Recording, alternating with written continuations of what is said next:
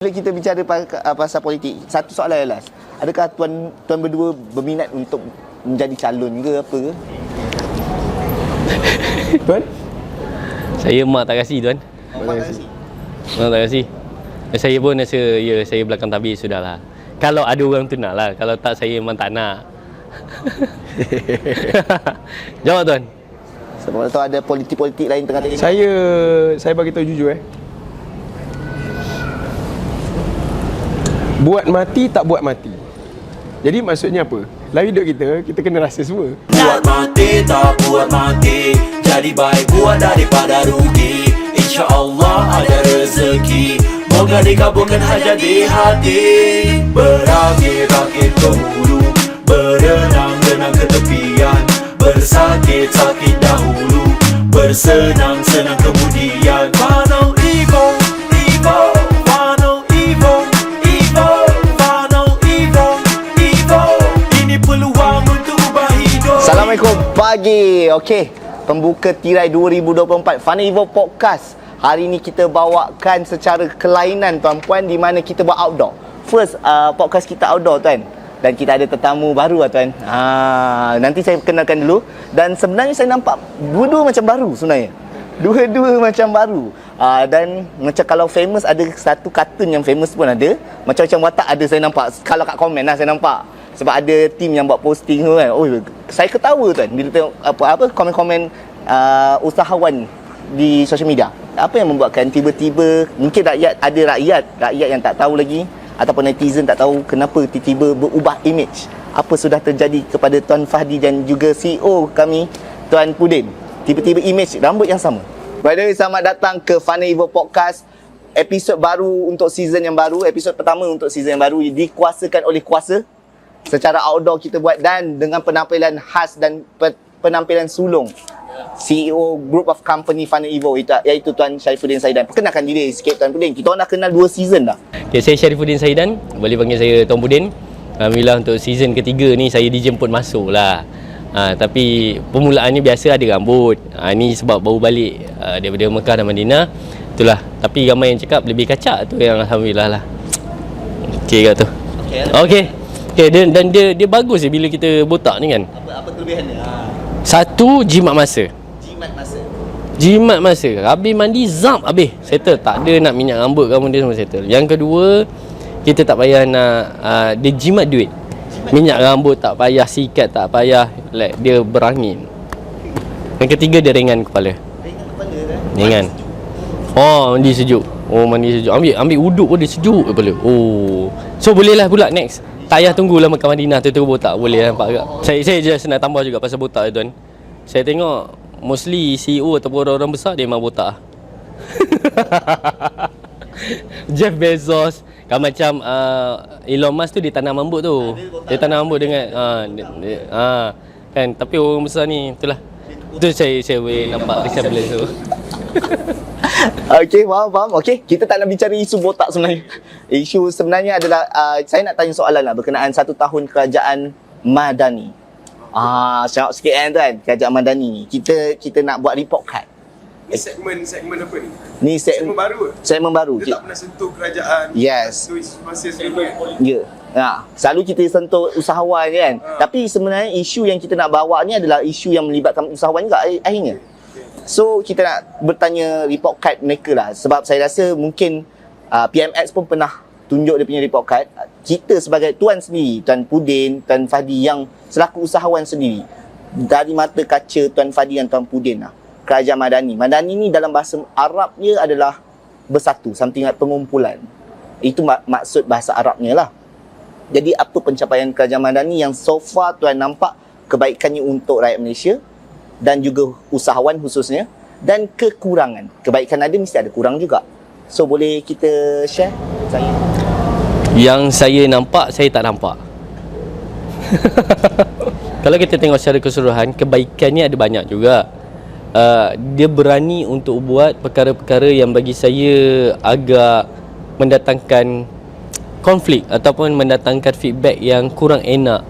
Sebagai contohnya macam pencen. Baru-baru ni yang paling latest lah pencen. Tak apalah, tapi ini yang kisahnya kan. Pencen ni bagi saya dah lama dah digembar-gemburkan. tapi kerajaan ini yang berani mengambil tindakan. So ada juga berkenaan dengan apungan harga ayam kalau sebelum ni. So mereka berani mengambil tindakan yang bukan populis. Tak dinafikan, ada je jawapan-jawapan yang populis yang cakapnya banyak tapi tindakannya tak banyak. So ada kelebihan yang saya nampak di situ. Cuma dari sudut kekurangannya, nak kata lama tak lama, dia orang dah setahun dah. Dalam masa setahun yang awal tu, setahun Madani ni, kita dapat tengok ahli politik ni tak ramai yang perform. Mungkin itu antara sebab dia buat. Dia bukan isu tak perform. Dia isunya adalah dia tiada perkabaran, tiada, dia senyap dan dia tak nampak apa-apa impact kepada rakyat. Nampak daripada 1, 2, 3 orang aja yang adalah beberapa menteri yang bagi saya bagus. Contoh Menteri Pengangkutan Anthony Loke, dia nampak dan kita tahu ada progres yang dilakukan. Ada lagi Menteri Sains yang buat berkenaan dengan energi. Biasanya dia ada nampak. Tapi ada menteri macam kau buat apa dia tak nampak dia progres tu. Dan nampaknya selalunya memang hanya Perdana Menteri kita je lah kan. So that's why saya rasa rombakan tu yang terjadi. Tapi untuk menilai pula after rombakan, ni terlampau awal lah. Tu sedikit banyak lah. Jawapan Tuan Pudin nak menilai seterusnya terlampau awal. Itu untuk yang latest rombakan. Tapi yang last tak semua nampak Ada jawapan-jawapan populis, ada jawapan pun memang tak nampak langsung lah menteri. So adakah Tuan Fadi setuju apa yang dikeluarkan oleh Tuan Pudin? Populis, ada susut tubuh, beberapa susut tubuh je yang di-highlightkan. Kalau saya, tanya saya lah. Jangan cerita kerajaan, kita cerita membina sebuah syarikat. Okay. Kerajaan dia macam syarikat lah, dia ada team. Betul. Dia akan consist of pelbagai jenis manusia. Kalau kita buat test pun, yang ni jenis yang muha-muha, ini serius. Jadi, saya setuju dengan Dr. Din, cuma memang ada orang, dia buat kerja, tapi dia tak suka bagi tahu orang. Dia senyap. Jadi, dia senyap. Ada orang, dia buat kerja, dia bagi tahu orang. Okay. Soalannya adalah, kerja yang diberitahu itu, adakah kerja yang short term atau long term? Cik. Okay, contoh. Anthony tu memang nampak buat kerja. Sebab benda boleh disettle. Contoh, touch and go. Tiba-tiba jadi bisa. Apa saya beritahu? Orang dekat Lembah Kelang akan uji Anthony tu buat kerja. Orang dekat Kelantan, sebab saya orang Kelantan, apa je yang jadi? Tak ada apa pun. Jalan sih sama. Okay. Kan? Tidak ada apa-apa yang berlaku. Latest pun, yelah paling tidak pun 2-3 hari lepas, goal. GOLD. So, apa kesan Anthony Loke kepada orang Kelantan? Tak ada. Tetapi, that's why saya kata, kesan dia tu janganlah kata tidak ada, ada menteri buat kerja kat dia. So, kesan tu hanya dirasai oleh orang terkena sahaja. So, kalau tanya saya, overall, saya ni secara jujur put aside politics, saya berpuas hati. Sebab? Sebab dia simple. Okay, kita buat dalam syarikat. Kalau bos tu tahu dan dia sangat sayang pada syarikat dia, dan kalau syarikat dia dalam keadaan yang bermasalah, dia kena buat satu tindakan drastik walaupun orang tak suka. Okay. So apa tindakan drastik yang dia dah buat? Kalau kita tengok lah kan. Kecoh banyak kali dah. Dia dah hilangkan tadi apa? Ayam, apungan ayam. Ayam, pencen. Saya tunggu satu je. GST je. SST naik Tapi dia ada buat SST kan? 8%. No. The best cukat lah GST. Setuju? Sebab apa Tuan? Sebab saya amat yakin dia tak boleh implement GST tahun ni. Kalau dia buat juga GST tahun ni, habis. marah orang. Orang akan marah lah. Betul, orang akan marah. Dia kena telan. Orang tak marah ni sebab dia tak faham. Betul. Dulu kita marah GST Saya ingat lagi GST bila dia buat GST? 2016. Berapa yang bulan? Tak ingat lagi. Berapa bulan? Bulan 3 tak selesai. Salah? No. Berapa bulan?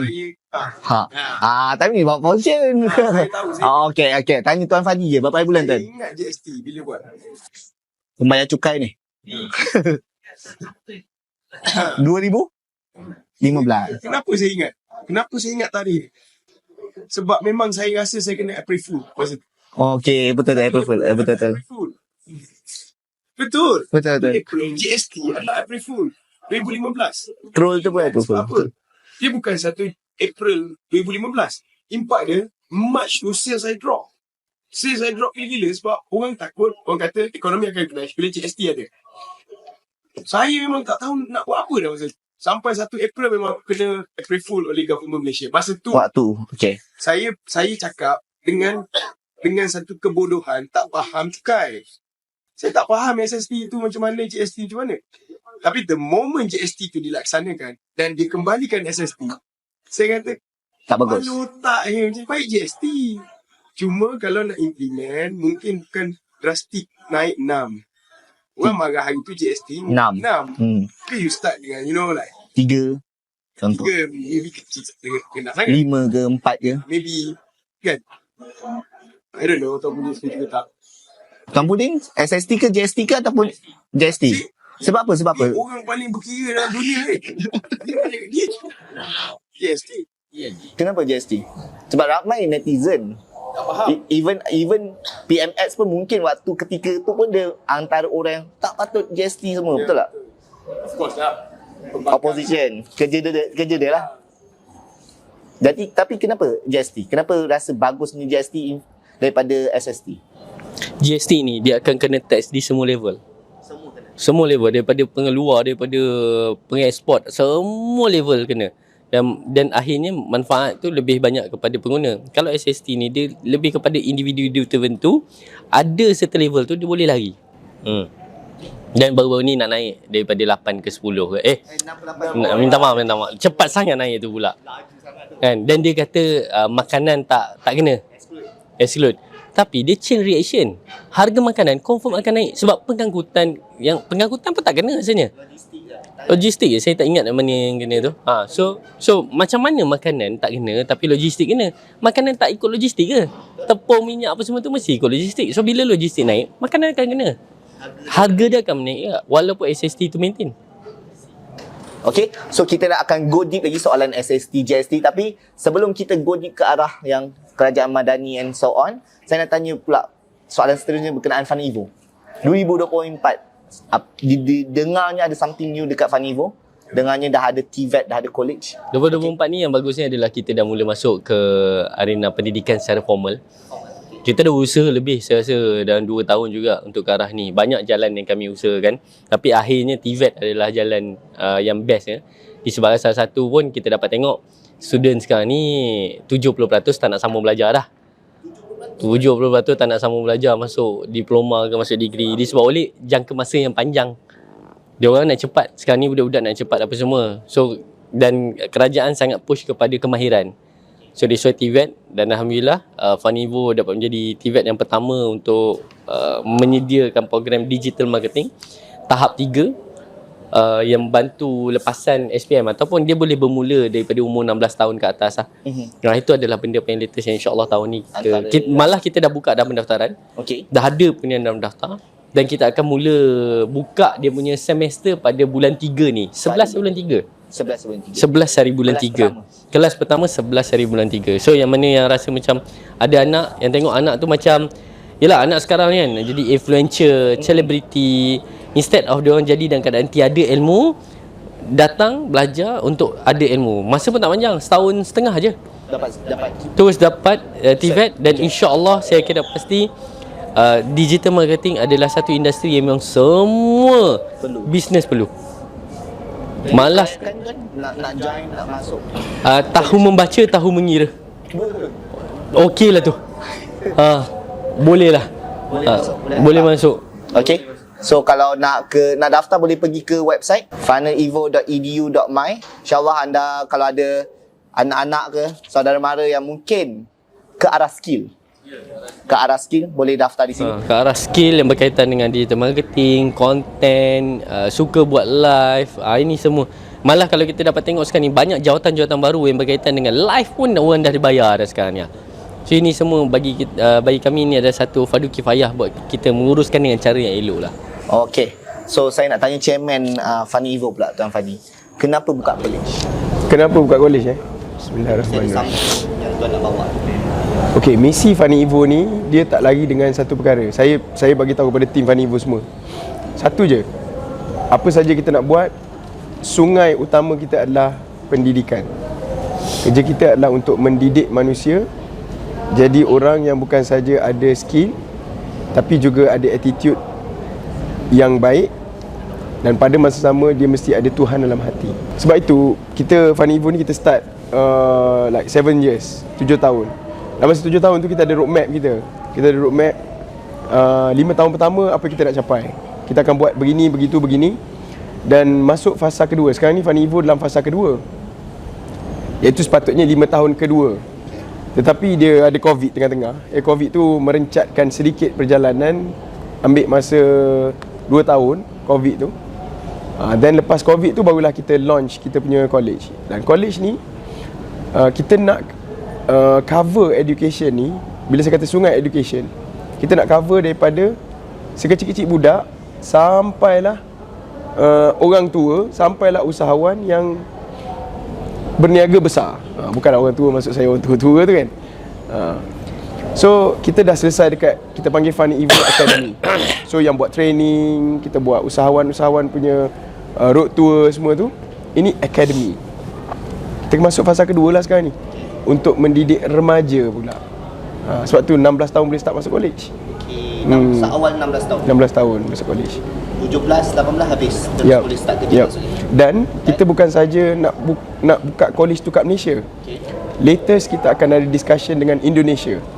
I think like 2 minggu lagi kot kita akan ada discussion dengan Indonesia. Indonesia pun masih dalam fasa growing dia punya digital marketing, dan they don't have that knowledge module untuk mengajar remaja-remaja kat sana untuk college. That's why kita akan collaborate dengan satu pertubuhan besar dekat Indonesia untuk kita penetrate masuk Indonesia pula. Jadi kalau di Indonesia tu kan, Fani Evo College yang pertama bakal terletak di mana? Daerah mana? Oh, itu saya tak boleh nak jawab. Kita kena tengok discussion sebab pertubuhan tu besar. Tapi meeting tu akan berlaku dekat Aceh most probably lah. Dekat Aceh most probably. The meeting akan berlaku dekat Langkah Aceh lah kot. Langkah Aceh. Sedap tu tuan. Okey, so itu antara update terkini lah di Fani Evo. Dan pada masa yang sama dan jangan lupa kuasa. Kuasa kita dah untuk update tahun 2024. Hujung tahun 2023 kita start penetrate masuk overseas. Dan alhamdulillah sekarang kita dah berada dekat 28 negara untuk kuasa. Dan minggu ni kita start buat kelas dekat Indonesia. Untuk Indonesia lah, tapi online lah, kita buat kelas online tu. Trainernya pun orang Indonesia juga. Trainer dan kita pun dah ada team, staff daripada Indonesia. Duduk Indonesia, cakap Indonesia, tahu market Indonesia. Tahniah untuk Fani Evo. Alhamdulillah. Dan seterusnya kita ada gelaran. Rakyat Malaysia ni Tuan Fani, Tuan Putih, dia sangat kreatif. Setiap malam ada gelaran. Antara yang famous kalau kita sebut, saya sebut, akan semua kita tahu, iaitu Menteri Formula. Okay, saya rasa tak boleh guess lah siapa itu Menteri Formula, ataupun YB Rafizi lah nama beliau. Baru-baru ni beliau keluarkan kenyataan ataupun keluarkan inisiatif daripada kementerian beliau sendiri, iaitu penggunaan padu. Tuan dah daftar padu? Saya daftar separuh jalan. Separuh jalan. Okey, kita mula tu. Saya tak daftar. Okey, kita nak dengar jawapan kenapa separuh jalan dan kenapa tak daftar. Dia ada sebab dari situ mungkin atau ada dari situ mungkin penambahbaikan daripada pihak sana ke. Okey, saya dulu. Yang ni saya dulu. No problem. Tapi ni semua tuan dulu tuan. Okey, padu ni saya bagi tahu jujur ikhlas lah. Bila dia keluarkan inisiatif padu, saya rasa sangat padu. Sangat padu. Sangat padu. Ya, saya bukan orang government, saya bukan orang politician. Tapi kita sokong idea yang bijak. Betul? Kalau idea tak bijak, dah keluar idea pun tak bijak ni nak sokong macam mana. Tapi kalau idea tu bijak, sebab apa tau? Contoh macam contoh. Fadil pernah biasa pergi website mana-mana? Nah, Website tu suruh log in kan. betul. Kita guna Google je semua. Betul. Betul lah. Klik je. Oh, settle lah. Mana-mana website. Betul. Pilih lah nak guna Google ke, nak guna Apple ke, doesn't matter lah kan. Dan benda tu sama. Sebab data tu ada. Alah sekadar data apa, username, password, sikit-sikit tu okey lah. Tapi masalah berlaku dekat government punya ni, Bekalan data mereka. pengkalan data. Jadi benda ni saya dah fikir sebelum, bukan kita kata kita nak jadi menteri kan. Masa dia buat MySejahtera, saya rasa macam MySejahtera ni power gila lah kan. Sebabkan pandemik COVID, terpaksa semua orang guna. Makcik yang tak ada telefon pun Terus kena dia. sebab nak masuk kedai Betul. kan, nak masuk kedai dia pun boleh lah dik. Jadi orang dah terbiasa scan dan semua maklumat dia sudah ada dalam MySejahtera. Cuma most probably pada ketika itu, I don't know, kalau bijak, MySejahtera tu memang 100% owned by government. Kalau bijak lah. Masa tu tapi saya tak salahkan government, mungkin dia pun tak tahu masa depan tu macam mana. Tapi kalau kita ada orang yang berfikir lebih panjang pada ketika itu, menteri yang jauh fikir dia kata ini boleh guna lagi 100 tahun. Jadi menteri tu waktu tu tak fikir jauh sangat lah. Oi, Saya jangan tak cakap macam macam tu. Saya tak cakap sebab Menteri tu itulah. No. Kita jangan salahkan orang sebab macam ni. Contoh Tuan Pudin bos. Bos lah. Dia ada anak buah dia. Kadang-kadang keputusan mungkin berapa ratus ribu ni anak buah yang buat. Dia tak buat. Tapi salah dia lah. Confirm masalah dia. Orang akan mengata dia, apa dia ni buat kerja macam ni kan. Okay. Faham, saya pasrah. Betul, eh? Saya pasrah. Biasa dah kena tu. Jadi kita tak boleh salahkan menteri pada ketika itu, tapi dia lah fokus person yang perlu bertanggungjawab. Bila dia buat padu, saya rasa padu.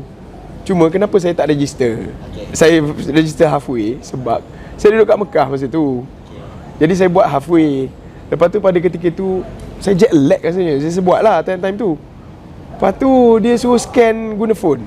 So, tengah buka pakai full. Saya tak jumpa IC tu kat mana, tak tahu lah. Macam tu. Jadi saya pun tak apalah. Sebab dia boleh sambung balik nanti. Tapi anyway, orang duk membantah orang boleh guna IC kan. Saya bagi tahu perspektif saya tau. Okay.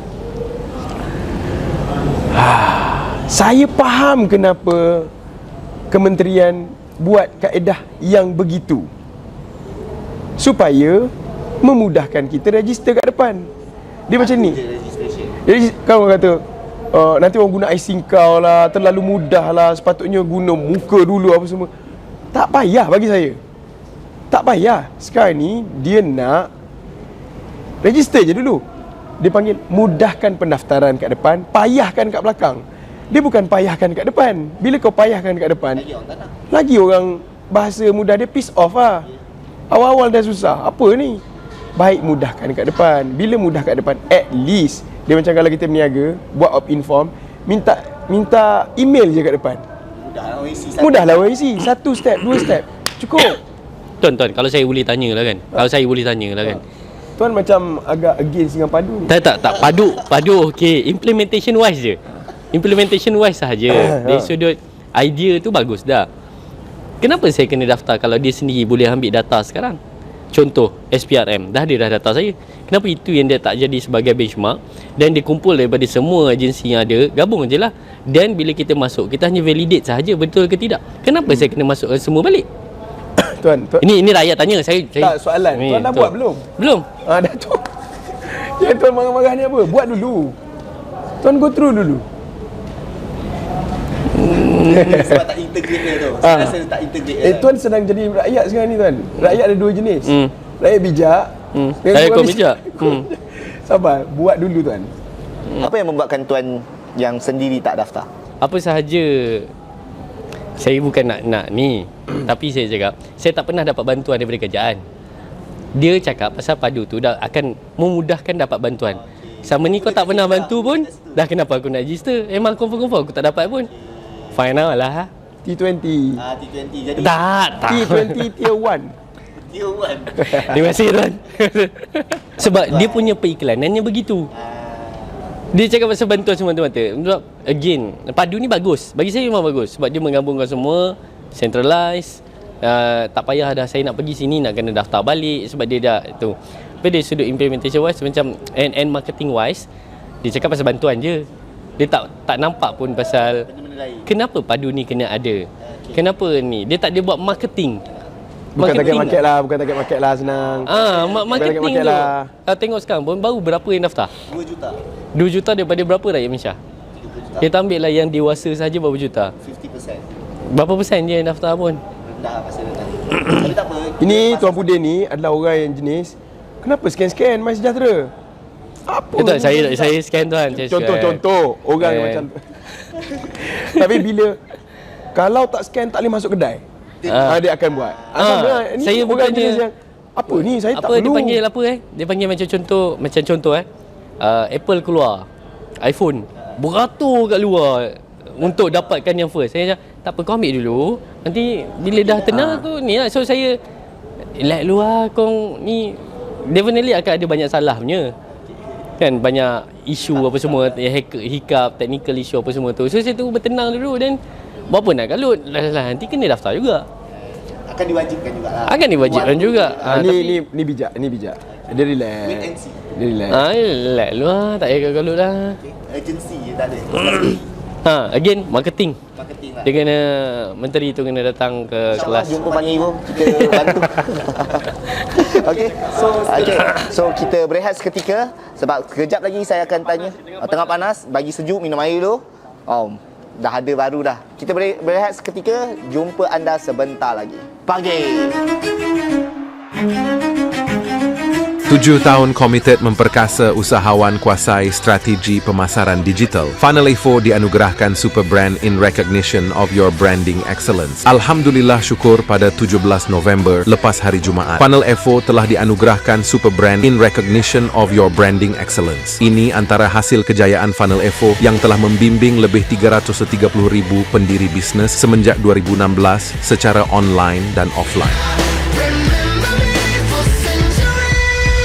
Terima kasih kepada Super Brand. Alhamdulillah Funnel Evo telah tertubuh lebih daripada 7 tahun dan membantu lebih daripada 330,000 usahawan. Dan kami tidak berhenti di situ. Kami membangunkan juga aplikasi Kuasa.io, merupakan salah satu daripada aplikasi CRM yang sudah pun berada di pasaran global. Tak lama lagi kami akan menjadi TVET pertama yang menyediakan kursus digital marketing SKM untuk Malaysia. Anugerah ini adalah bukti kami di Funnel Evo Committed bantu dan bimbing usahawan untuk capai ke tahap yang lebih tinggi. Terima kasih untuk tim di Funnel Evo yang telah bersama-sama berjuang serta sokongan anda peminat dan anak didik Funnel Evo. Last but not least, from river to the sea, insyaAllah Palestine will be free.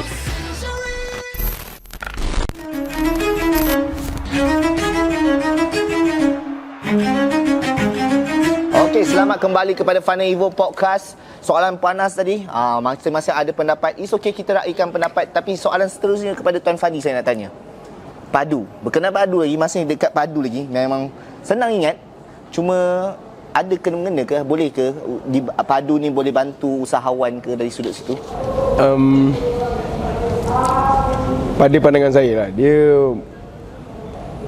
apa-apa pun kalau kita nak buat keputusan dalam bisnes lah terutama, jangan buat keputusan guna emosi, kita guna data. Sekarang ni nak buat apa-apa keputusan, data tak ada. Apa-apa keputusan nak buat tak ada data.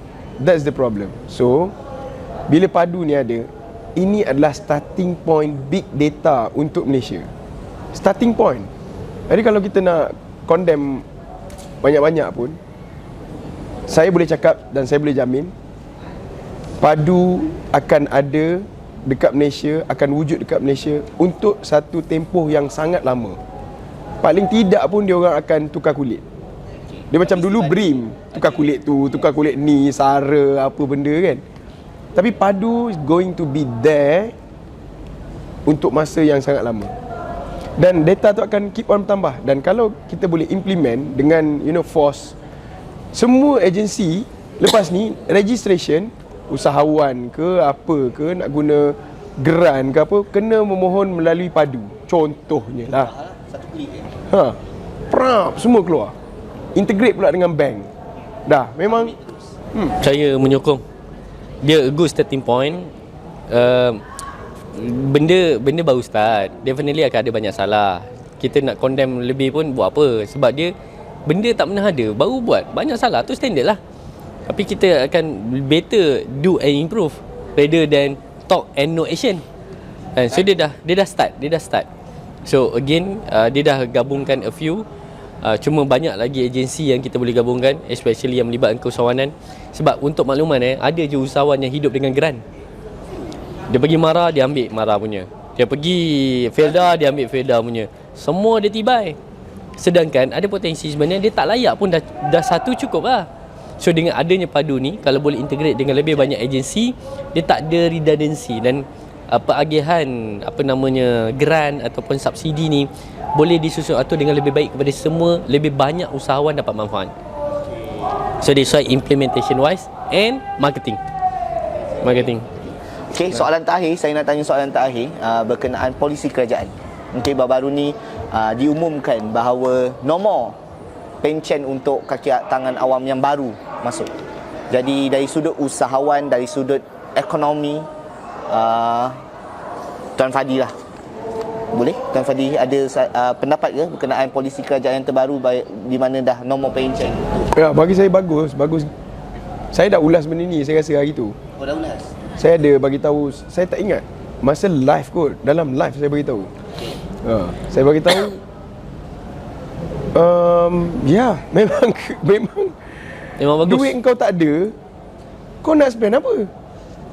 Contoh, gaji kau berapa? 5,000. Kau spend sampai 9,000. Kau nak cari mana 4,000 tu? Contoh macam tu lah, logik lah kan. Okey lah, fine lah. Boleh lah kau like kau berhutang lah for 1 year untuk lifestyle kau yang like another 4,000 tu. Tapi takkan tahun kedua, tahun ketiga, 10 tahun lagi nak berhutang. Matilah nak. Jadi kenapa pencen ni, nak cakap pun kadang-kadang dia macam ni. Contoh pencen, kalau orang tu hidup dapat pencen, dia dapat rasa pencen tu. Betul. Tapi kalau orang tu meninggal, pencen dapat lagi tak? Kalau lelaki, kalau setahu saya dia akan bagi ke wife. Masih ada dapat lagi. Jadi ceritanya panjang lah. What happen jika berlaku macam Jepun? Okey. Tak ada dah orang muda, yang ramai orang yang berusia. Jadi kerajaan tanggung banyak, yang masuknya lagi sikit. Okey. So apa berlaku? Tak stable lah, tak balance. Jangan cerita. Kadang-kadang orang tak faham tau. Orang marah, Nurtizen ni marah. Nurtizen, Nur lah dia, Nurtizen ni marah sebab dia tak faham. Pencen dapat. Tapi cuba tengok, kalau kau gaji 1,000, kau spend 2,000, itu pun dah short. Itu pun dah short. Cuba kau darab lah berapa ramai orang. Kita tak mampu hidup. Cuma saya faham, apabila mereka tarik benda ni, they need to give something back. Tarik ni kena bagi something back. Okay, something back tu yang kita kena check balik, tengok balik. Contoh, pencen, wife saya doktor, waktu dia nak confirm, dia boleh pilih 2 skim. Sebenarnya benda ni dah berjalan lama. Kita tak tahu. Dia boleh pilih 2 skim. Satu skim KWSP, satu skim pencen. Jadi masa tu saya tanya saya, nak ambil mana satu bang? KWSP ke pencen? Saya bagi tahu saya ambil KWSP. Kalau you katalah tiba-tiba you nak jaga anak je, you tak nak jaga patient, you malah penat jaga hospital, you boleh keluar pada KKM, you dapat KWSP. Tapi kalau you ambil pencen, you kena ada certain kena ada tahun berkhidmat tu baru melayakkan you dapat. Contoh kasih saya 50 tahun, tak ingat lah saya kan. Tapi wife saya eventually ambil pencen lah.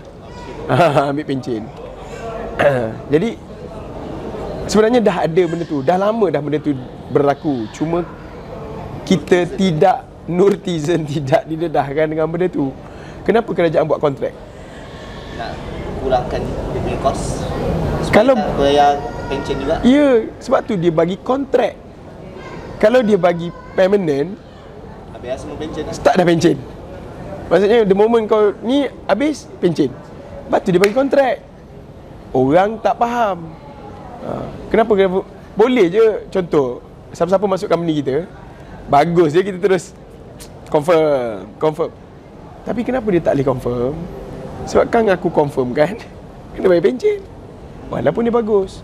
Sebab aku tak ada duit. Kerajaan tak ada duit. Gitu.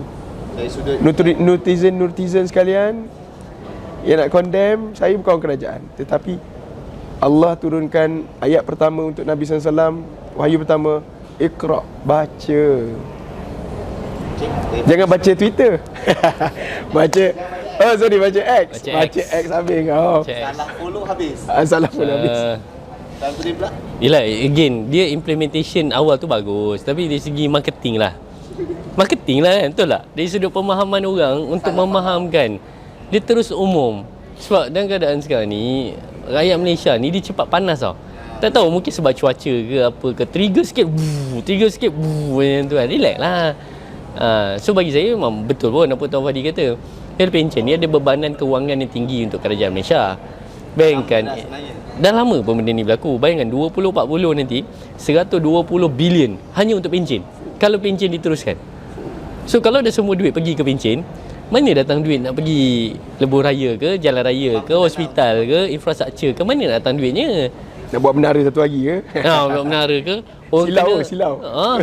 Dengan teks orang marah. Lepas tu tekan Neo marah. Lepas tu apa yang rakyat nak? So again, kerajaan mainkan peranan yang bagus dalam nak buat keputusan-keputusan yang bukan populis. Tapi benda perlu dibuat. Cuma again, marketing dia tu perlu diperhalusi. Ni contoh Tuan Fadi ni, dia dah tolong marketingkan untuk inisiatif kerajaan lah ni. Ni apa yang kita buat ni dah marketing lah ni. Kan, kalau dia boleh buat banyak dan bukan sahaja di TV, sebab sekarang ni TV siapa je yang tengok. Betul. Kan, kalau dia boleh banyakkan di social media, saya rasa benda ni takkan ada isu dah, orang mula faham. Orang akan faham. InsyaAllah lah. Tapi saya nak tambah sikit. Panjang pula menambah ni kan. Sebab tu orang yang ada ilmu, sampaikan ilmu. Don't keep it to yourself. Kan? Kalau nak harapkan, contoh, kita faham. Contoh, kalau Khairul Amin seorang yang cakap daging dendeng dia tu nak dikeluarkan dekat pasaran. Tuan promote ni, dia punya daging dendeng ni. Sabar tuan. Alah, saya tahu tuan pun nak beli. Betinis. Sabar tengok. Kalau Khairul Amin cakap daging dendeng, agak-agak boleh buat sale tak 1 juta dekat TikTok? Tak boleh.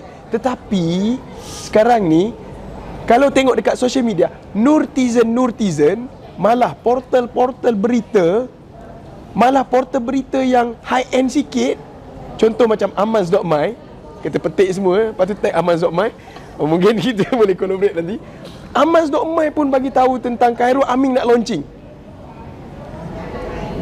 So, what happened? Semua orang tahu dia launching. Esok pukul 3 petang. Oh, tahu. 80,000 pack. Kena berebut esok. Kenapa? Sebab semua orang memberitahu benda baik. Sekarang ni, inisiatif yang baik, kau nak harapkan seorang yang bercakap. Itu Menteri Komunikasi. Tak boleh cakap tu, nanti kena ban. Kena.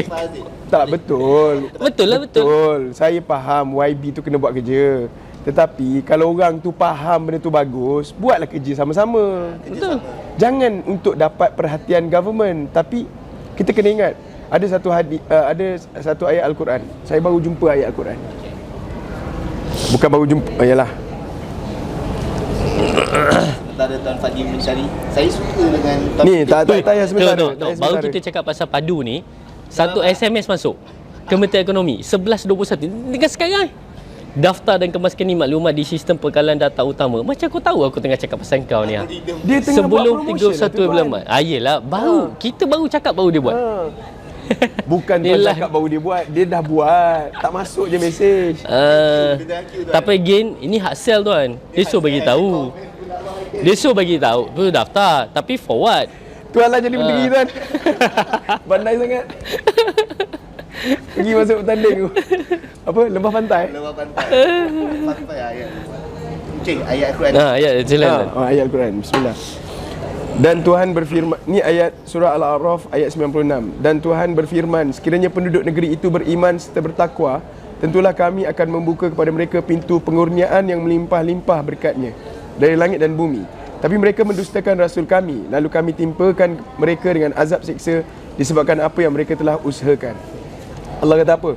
Kita buat, kalau kita beriman dan bertakwa, tentu Allah akan buka kepada mereka pintu pengurniaan yang melimpah-limpah berkatnya. Maksudnya, kalau kita buat sesuatu tu, contoh, aku buat sebab takut pada bos. Jadi, dapat apa? Dapat gaji. Dapat gaji je lah. Tapi aku buat bukan sebab takut kepada bos, tapi aku buat sebab aku takut pada Allah. Takwa, guru saya ajar saya, takwa sama dengan takut. Aku buat sebab takut pada Allah, bukan pada bos. Jadi apa yang dapat? Gaji dapat, dan janji Allah, pintu pengurniaan yang melimpah-limpah berkatnya. Jadi aku, contoh tadi, aku sebarkan benda baik bukan sebab aku sokong dia ke, kan? Tapi sebab aku nak, sebab Allah suruh kalau benda baik, kita nak buat kebaikan ni, kita apa, satu Allah bagi 10. Kan, kita bagi sedekah. Sedekah ni Allah kata apa? Nabi kata apa? Segala jenis kebaikan dikira sedekah. So asal benda tu baik, sebarkan, bagi tahu. Tapi kita buat bukan sebab aku sokong kerajaan. Aku buat bukan sebab aku sokong pembangkang. Aku buat sebab bukan sebab aku, tapi sebab aku takwa kepada Allah. Sebab Allah janji kalau aku buat ni sebab takwa, melimpah-limpah Allah bagi. Bagus, best hidup kita. Kita tak bergantung pada manusia. Kalau bergantung pada manusia, kita suka ni, orang lain tak suka dia. Sampai kita pun orang tak suka. Faham? Okey. Rasa saya rasa taubat sekejap, rasa macam okey dah. Tak ada komen dah. Okey, tapi InsyaAllah bakal menteri bakal menteri. Siasa politik. Jadi bila kita bicara pasal politik, satu soalan last. Adakah tuan berdua berminat untuk menjadi calon ke apa ke? Tuan? Saya mak tak kasih tuan. Terima kasih. Mak tak kasih. Saya pun rasa saya belakang tabir sudahlah. Kalau ada orang tu nak lah. Kalau tak, saya memang tak nak. Jawab tuan. Sebab tahu ada politik-politik lain tengah tengok. Saya bagi tahu jujur buat mati tak buat mati. Jadi maksudnya apa? Dalam hidup kita kena rasa semua. Saya ada seorang sahabat saya, Datuk Rahim Datuk Rahim. Dia pernah jadi calon. Dia berniaga, dia pernah jadi calon dan dia lawan Anwar Ibrahim. Bila? Last election. Tapi lepas dia kalah, dia cakap apa? Aku dah pernah lawan BM. Faham? So dalam hidup pernah buat. Faham maksud saya? Get my context. Bukan content tau, konteks. Nurtizen dia tengok konten, dia tak tengok konteks. Tapi kalau tuan lawan tuan termenang tuan. Menang tak apa. Alhamdulillah. Kalau menang kita buat cara lain. Tapi saya tak akan masuk peringkat sekarang lah. Tapi bakal lah, tapi bukan sekarang. Tengok keadaan lah. Parti mana tuan menjadi pilihan? Oh, boleh sebut ke? Sendiri tuan. Parti sendiri tuan. Saya dah bagi tahu. Oh. Sebab saya hanya akan bertanding, kalau bertanding pun Kelantan. Kalau bertanding ni kalau bertanding. Saya kalau bertanding hanya dekat Kelantan. Saya tak tahu ni sekarang, masa depan kita tak tahu, Allah takdir kan. Kelantan. Mana-mana parti pun tak kena. Orang Kelantan dia ada satu acuan yang tak masuk semua tu. Dia hanya ada acuan hijau tu je. Mungkin kita boleh wujudkan parti warna hijau juga. Hijau yang colour lain sikit. Hijau daun pisang tuan. Okey, insyaAllah. So sampai di sini saja episod kita pada hari ini. Banyak topik-topik best. InsyaAllah kita akan ke episod 2 minggu hadapan. So kepada anda yang ingin saksikan live podcast, boleh tengok di YouTube Funnel Evo. Dan juga boleh dapati di Spotify sama-sama drive sebelum tidur ke. Boleh boleh join a like kita punya ni, dengar. Dan last ucapan daripada Tuan Pudin dulu kepada semua usahawan bakal 2024 ni. Your prediction ke apa? Setiap kali masuk, bismillahirrahmanirrahim. Setiap kali nak masuk tahun baru, kita akan digembar-gemburkan dengan tahun tu makin sukar. Tahun depan mesti susah. Makin susah. Tak dinafikan. Andai kata kita masih start dengan cara yang sama. So 2024 ni cara perniagaan berbeza, cara urus tahun beza, cara menguruskan ekonomi, bisnes semua beza dah. Tapi kita kena update dengan ilmu lah. So insyaAllah. So bagi saya podcast macam ni bagus lah kan, untuk menambah nilai kehidupan orang, untuk memberi manfaat. So make sure selain daripada dengar radio, dengar juga podcast macam ni. Nantikan podcast Funivo season 3 ni lah, sebab kita akan ada banyak topik-topik yang best lah insyaAllah. Okay, dan Fadi?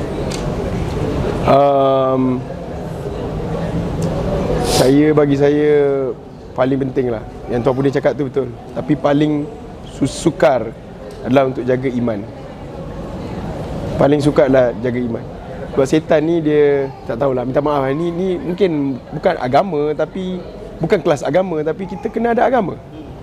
Setan ni dia dah give up dah untuk menyuruh kita atau influence kita, mempengaruhi kita buat benda-benda besar. Maksudnya saya dosa-dosa besar. Contoh, setan jentik Fadil, pergi disco Dil, pergi tak disco? InsyaAllah tak. Tak pergi kan.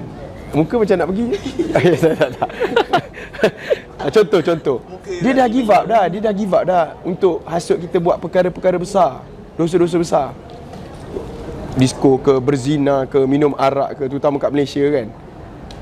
Tak buat. Tapi dia akan masuk benda kecil-kecil. Gaduh dengan orang kan.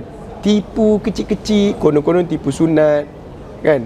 Buat benda yang tak elok tanpa orang nampak, tengok benda-benda yang tak bagus kan. Jadi setan tu akan masuk benda kecil-kecil ni. Sebab mission dia simple je, masukkan dalam neraka. Sama ada kau buat besar ke, kau buat kecil ke, asal masuk neraka jalan.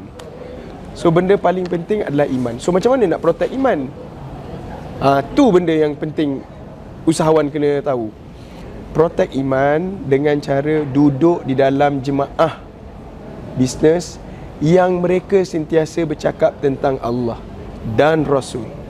Di samping you buat bisnes, you kena ada circle ini, jemaah ini yang bercakap tentang Allah.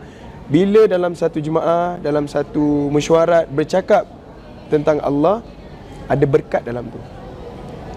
Satu. Nombor dua, duduklah di tempat-tempat yang baik dan elok.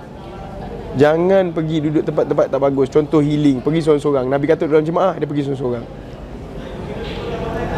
kan. Duduk dalam jemaah, duduk tempat elok, InsyaAllah. The rest, kita buat kerja apa yang Tuan Pudin cakap tadi. InsyaAllah. Terima kasih Tuan Pudin, Tuan Fadi. Dan saksikan kita episod seterusnya di minggu hadapan, InsyaAllah. Assalamualaikum warahmatullahi wabarakatuh. Pagi. Buat mati, tak buat mati, jadi baik buat daripada rugi. InsyaAllah ada rezeki, moga dikabulkan hajat di hati. Berakit-rakit ke hulu, berenang-renang ke tepian, bersakit-sakit dahulu, bersenang-senang kemudian.